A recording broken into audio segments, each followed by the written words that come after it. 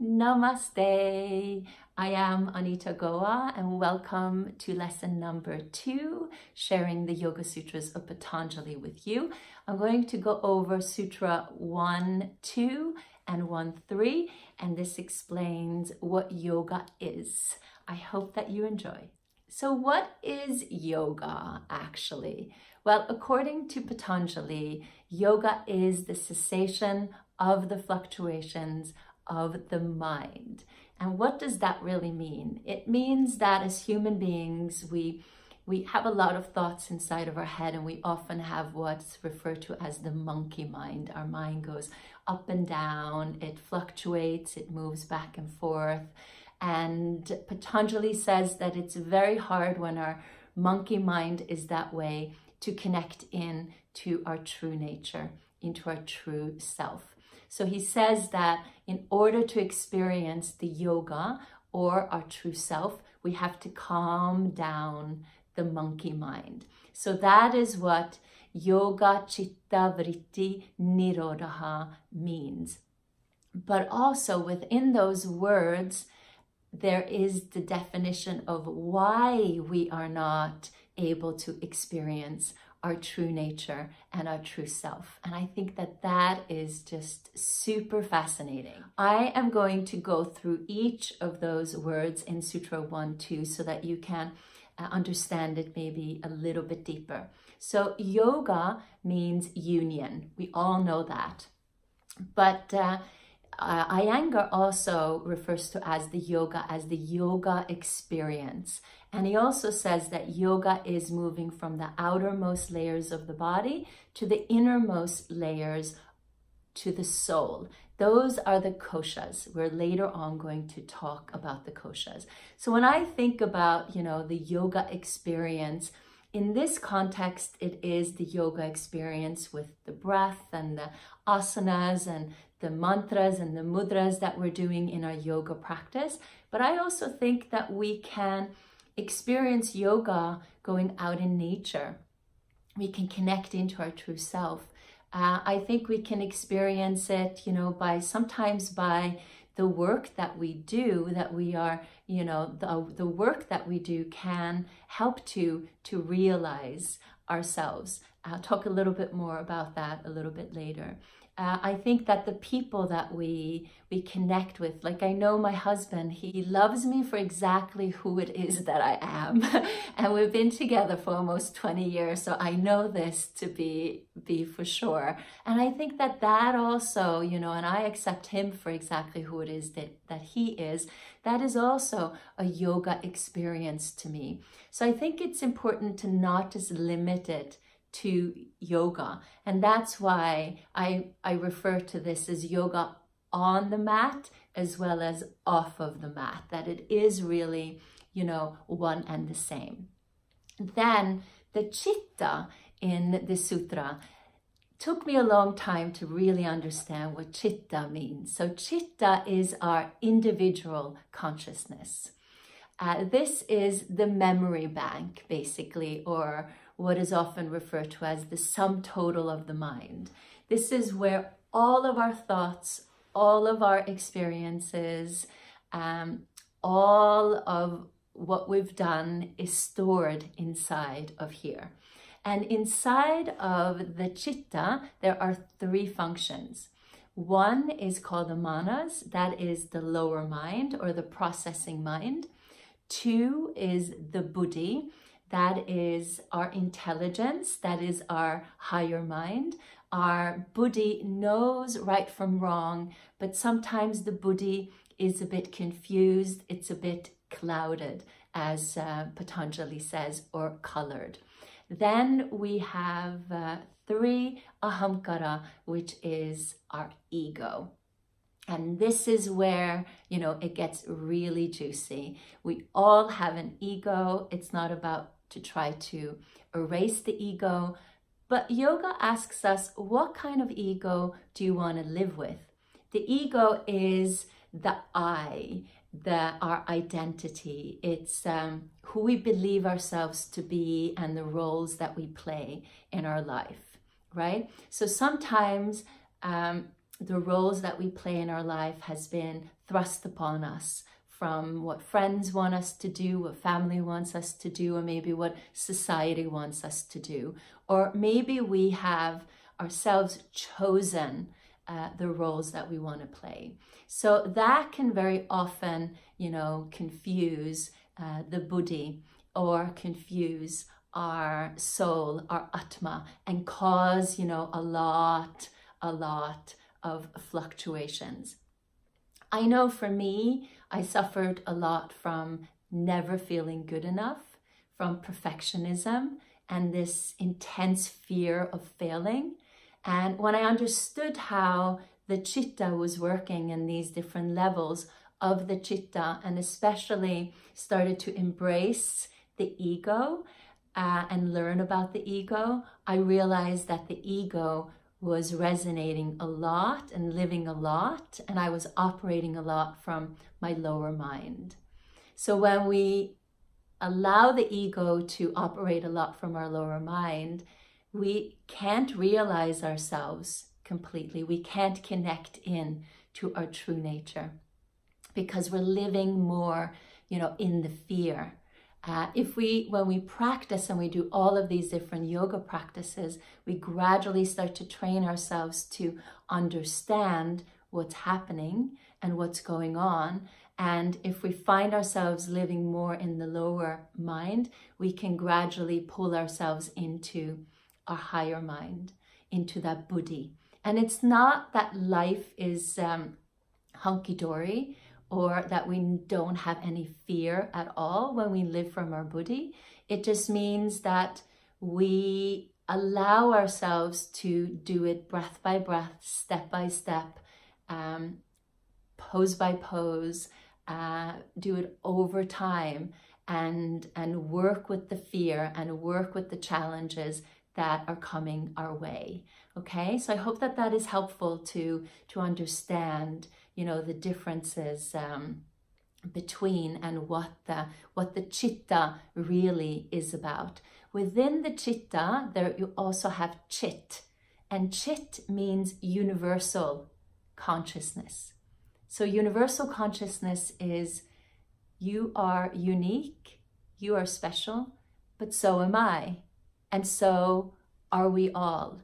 We are all individuals, part of a whole, right? So if we live the ahamkara so much in the manas, then we can very often feel separate from everyone else.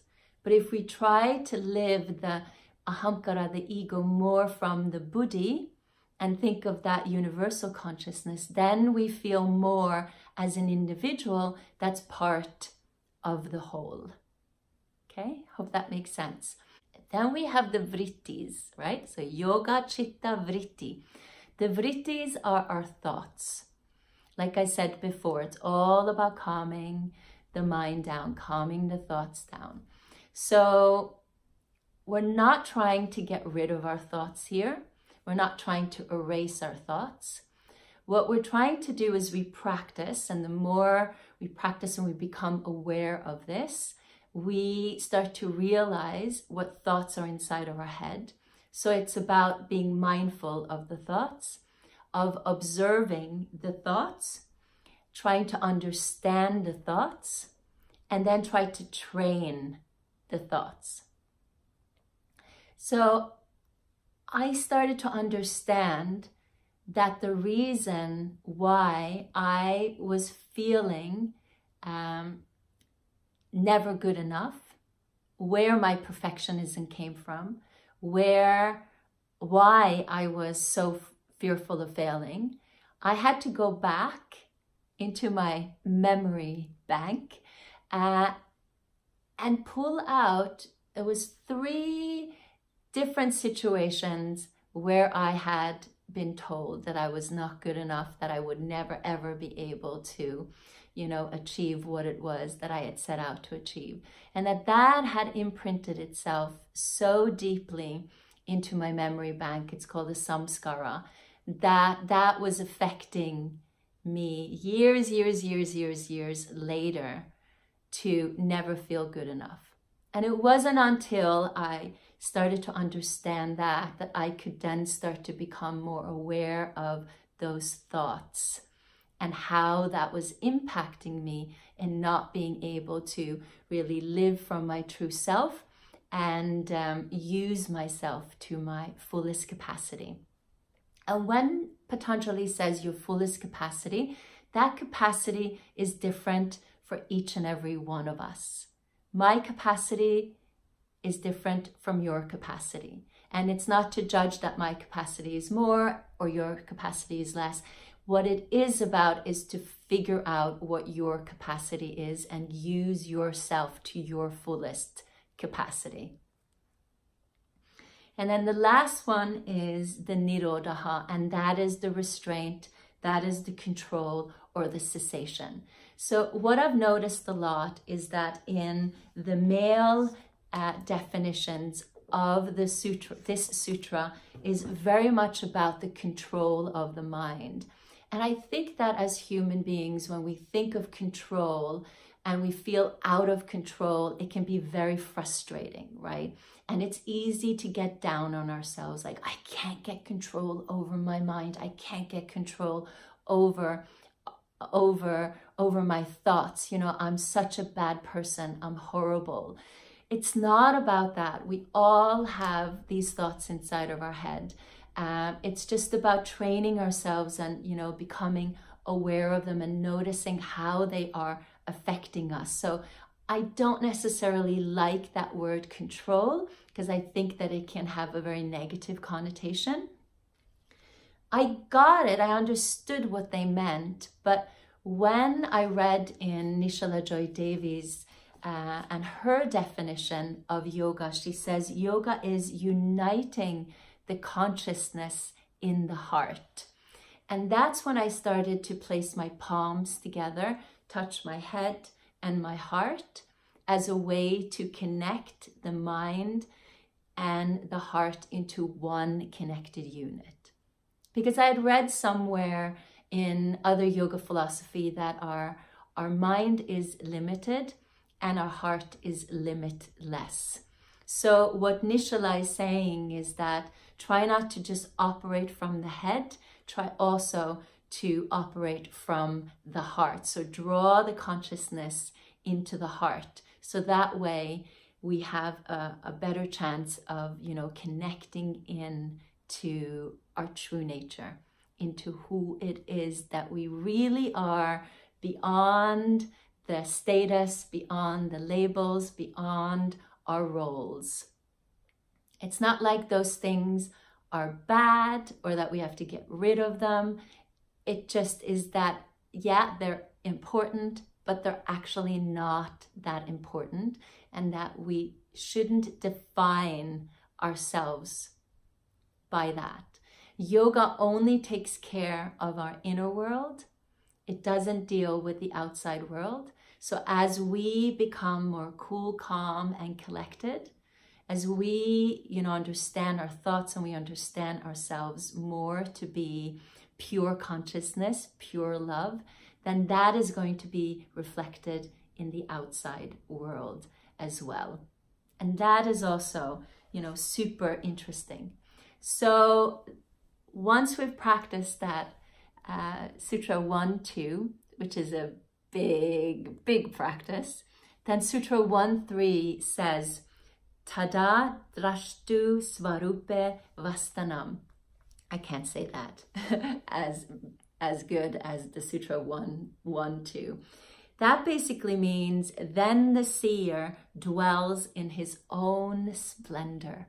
So once we have calmed the mind down and we draw into our heart and we know ourselves to be pure consciousness, this is, you know, where, this is who we are dwelling in our heart. That is when we can shine basically our brightest light.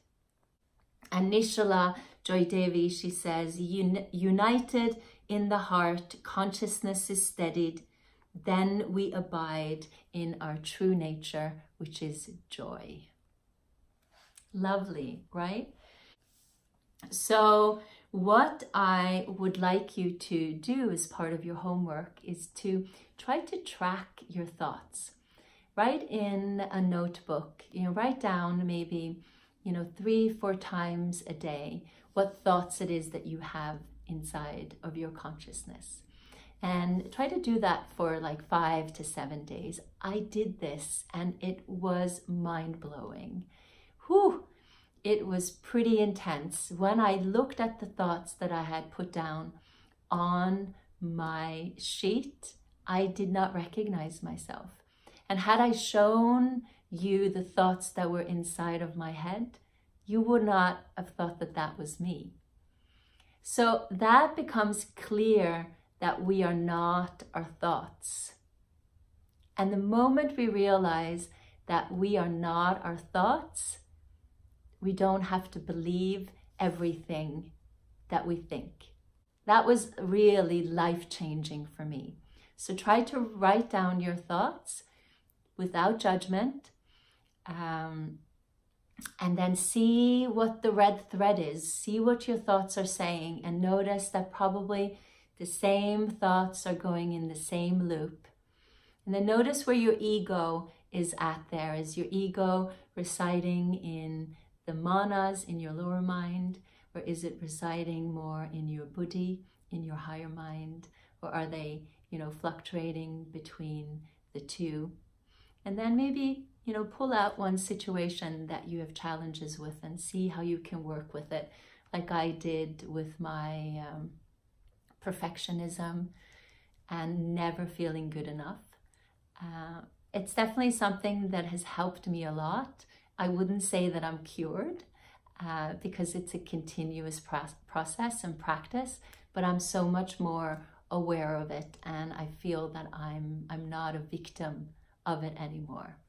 Okay, so I hope that this is helpful, that this exercise and hopefully that this video and lesson will help you then to change your inner dialogue.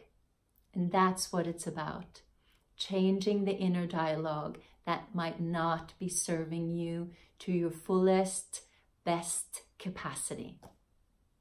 All right, lovely. Namaste, touching head and heart from me to you. I hope that this was helpful. Share with me in the comments. Ask any questions if this made sense, if this didn't make any sense, if there's something you're wondering about, and I will answer. And see you next time. Mwah.